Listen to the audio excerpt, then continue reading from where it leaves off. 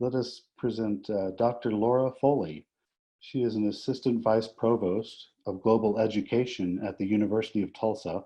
She teaches courses on the sociology of global health, sustainability, and development, and global challenges. She is co-author of the book Gendering Bodies. She is currently social distancing at home with her husband, 10-year-old and 7-year-old boys, and 2 giant dogs. Please welcome Dr. Lara Foley. Thank you so much. Thank you, Erica, for the invitation. It's been a wonderful conference. I thought it was important to mention my family and my dogs in the introduction because just in case you heard barking or yelling or power tools, my husband has decided that shelter at home is a great time to catch up on long ignored home projects. So I think they just went out to play soccer, so that might be good for us. The best part about going near the end of a conference like this is that I get to borrow from everyone else's really great content, and I've appreciated so much of what people have said and plan to use some of it in my classes and in my own family. So thank you all so much. Erica told me I could talk about anything I wanted to, and that can be really dangerous for someone like me. I can go down a rabbit hole really quickly. But I came up with my topic last night as I was trying to prepare for the end of the term.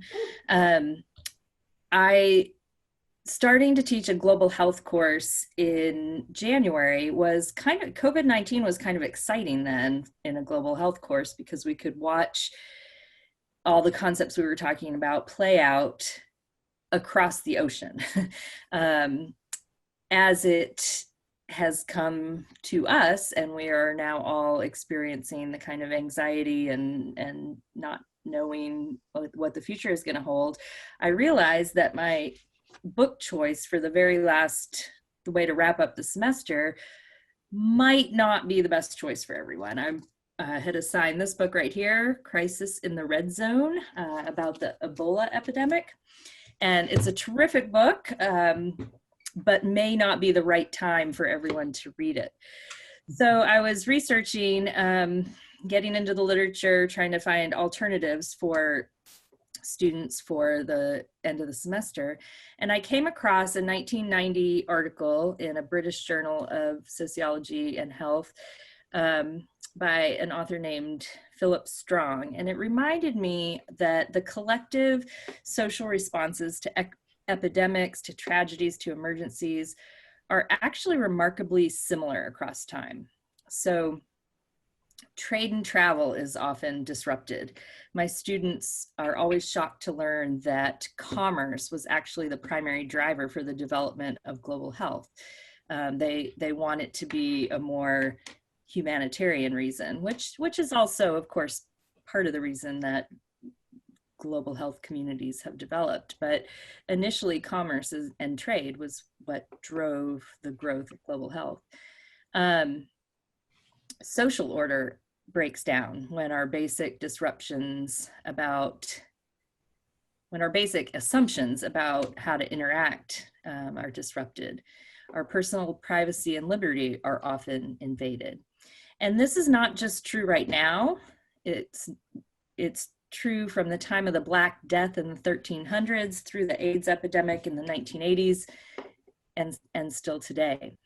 And through all these different pandemics, epidemics, we tend to see 3 related epidemics when we're dealing with these kind of health epidemics. And they are epidemics of fear, epidemics of explanation or moralization, and epidemics of action.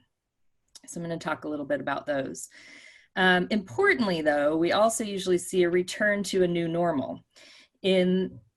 After the first big wave of the Black Death, when so many people died, every however many years, there would be new waves of the Black Death. And in a lot of ways, communities became resilient, as Devon would say, kind of, okay, here we go again. This is what we do when this happens, rather than, oh my God, it's the end of the world. And so we tend to we can end on a high note there. So in terms of an epidemic of fear, there's always a collective level of suspicion. I might catch it, you might already have it and give it to me. We fear when we don't know how it's transmitted. Imagine the Black Death or the plague, where just horrible boils were coming up on people and no one knew how it happened.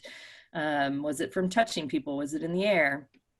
The same with the AIDS epidemic at the beginning of it, not knowing how it was transmitted.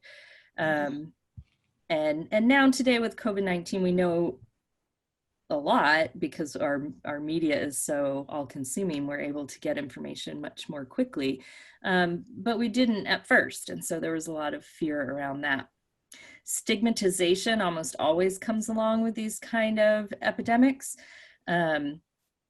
Certainly we saw that in the AIDS crisis, and I didn't see everyone's picture, so I'm not sure, some of you were probably very young, if you were even alive at that time, but very much a strong stigmatization of gay men in particular.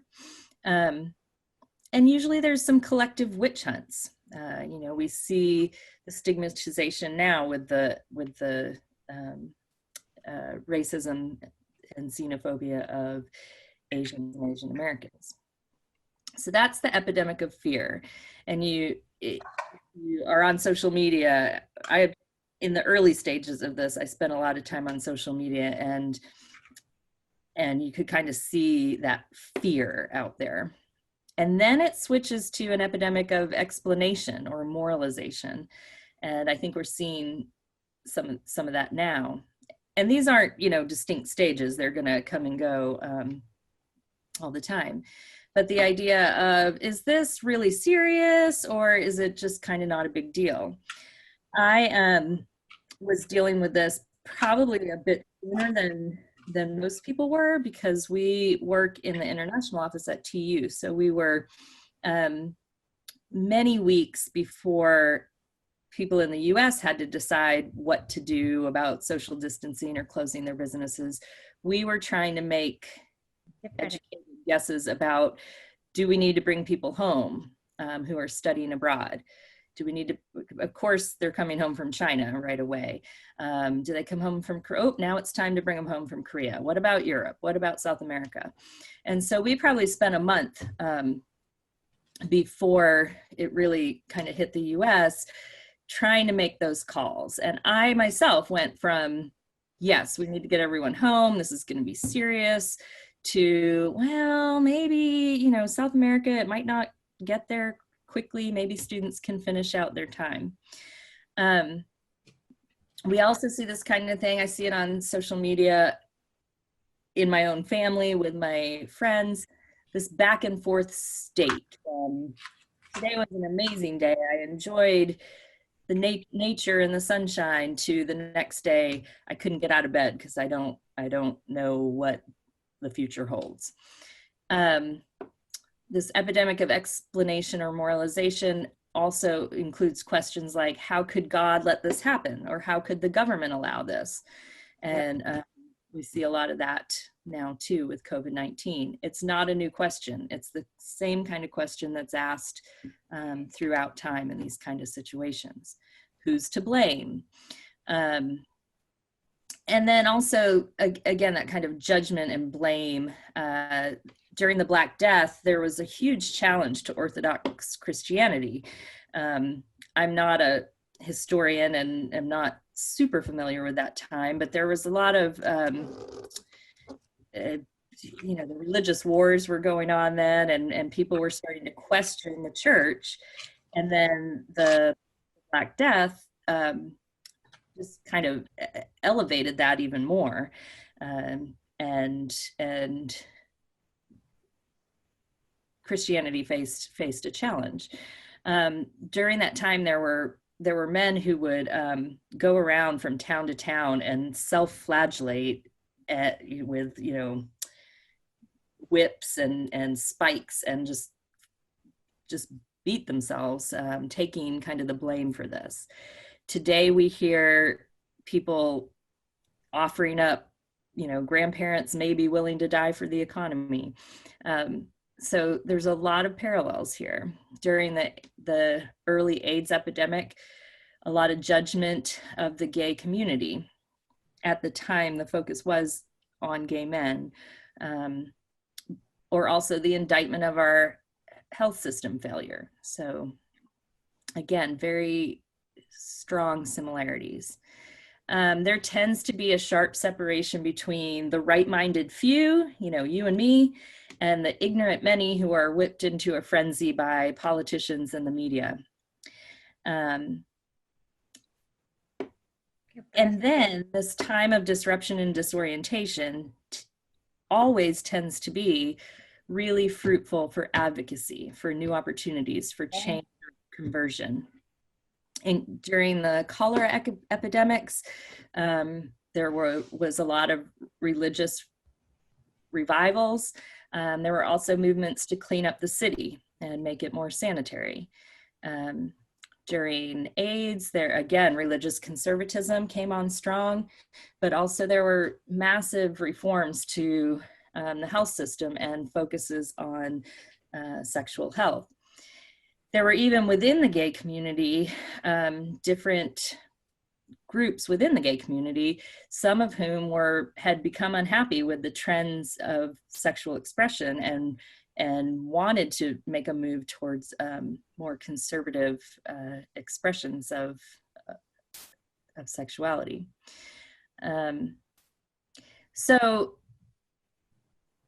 that was kind of comforting to me to think about the fact that what we're experiencing, it's new for us for sure. It's kind of new for the world, for us all to be going through it at the same time. But the collective response we're having to this emergency is not that new. And we are going to, we're gonna, like all those before us, we're gonna figure it out. And we're already, I think, starting to figure some of it out. So I wanted to pose to you all the question of, what do you imagine being changed for better in society post COVID-19?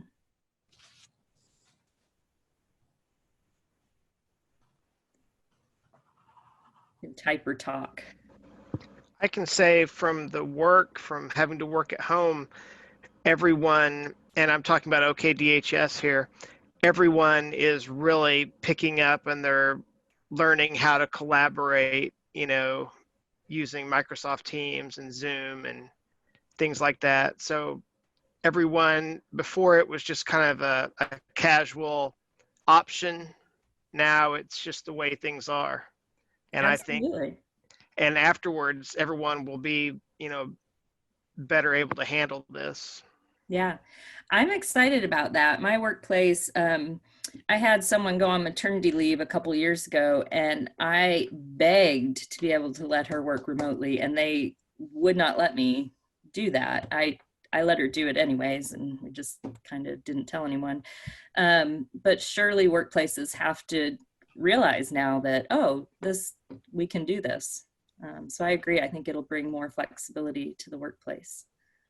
Until I saw the announcement that the EPA was rolling back some of its protections, I read that today, I felt very positive that for example, that within the first couple of 3 weeks, China had decreased the carbon emissions by 100 million tons. Mm-hmm. Other things that it's obvious going outside, there's less motor noise, there is a bluer sky. You can tell the atmosphere is cleaner. Yeah, and it won't be, I think you're right that, any particular government may not respond in the way we might want at any given time, but we are seeing in different places some nice results environmentally. And so depending on what we all do with our collective energy, environmental change it could be time for that.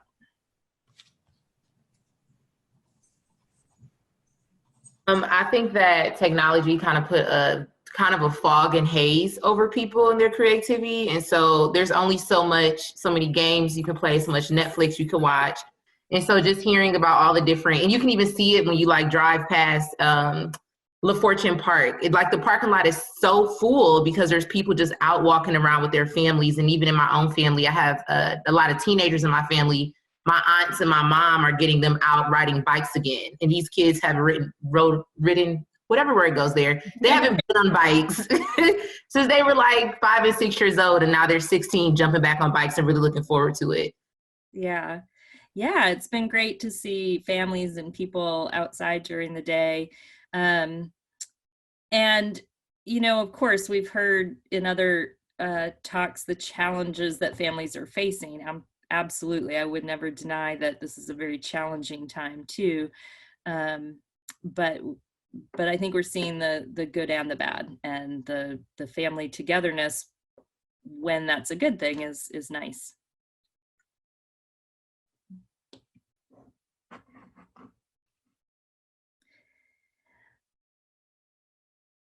Any other changes you've seen? I've heard people, oh, go ahead.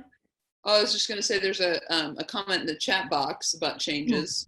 I think we'll appreciate human connection and communal connectedness. I think we're getting a moment to refine our values and priorities. Absolutely. I am an introvert. Some of you have mentioned, Devon mentioned she's an extrovert. Introverts and extroverts are finding this more or less challenging. But even though I don't miss going out in large groups the way some people do, I have missed my friends, but we've connected way more in the last few weeks than when we're able to get together maybe once a month for a physical happy hour or gathering of some sort. So I've heard a lot of people today talk about telehealth and the ability to do that. Yes, there's challenges to whether insurance is going to cover it or not, but we know that it's possible now, and maybe that will increase. I think education could, again, so many challenges that we're going to work through, but the idea that education could be a hybrid of online and in person someday, you know, that could be really interesting. It could help so that people maybe don't have to go to school when they're sick because they're afraid to miss too many days or things like that. Or even teachers who may be sick could teach from home to the class. There's a lot of different ways that could play out. I think of travel. I spend a lot of my time at work traveling, and maybe there'll be some changes there. Maybe they will be not great changes. We might end up seeing getting our temperatures checked when we travel. But also, wouldn't it be amazing if the airlines decided to make the seats more spread out instead of crunched together all the time? I liked Reverend Rob's idea about writing letters. One of my kids' classes is going to do old school handwritten pen pals during this time. So new and old ways to communicate can come back. Any other things you hope or expect to see change?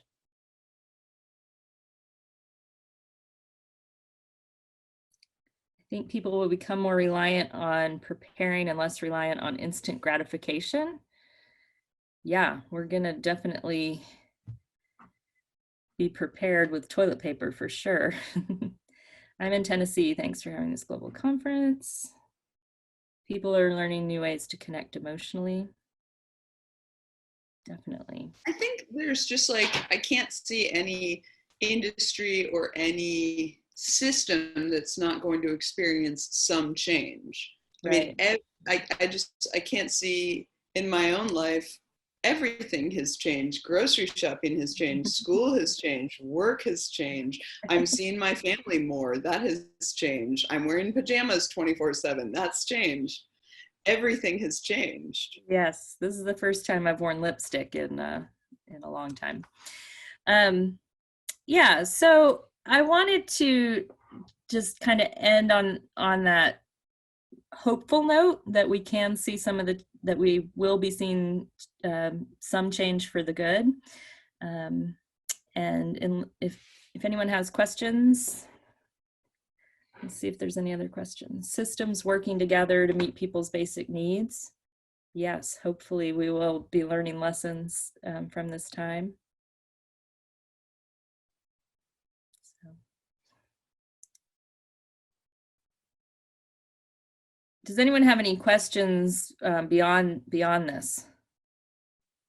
Beyond just the happy stuff?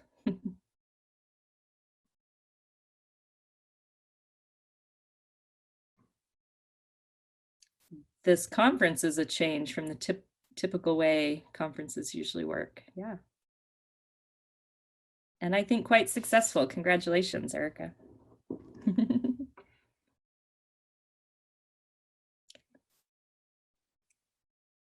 All right. Well, thank you all.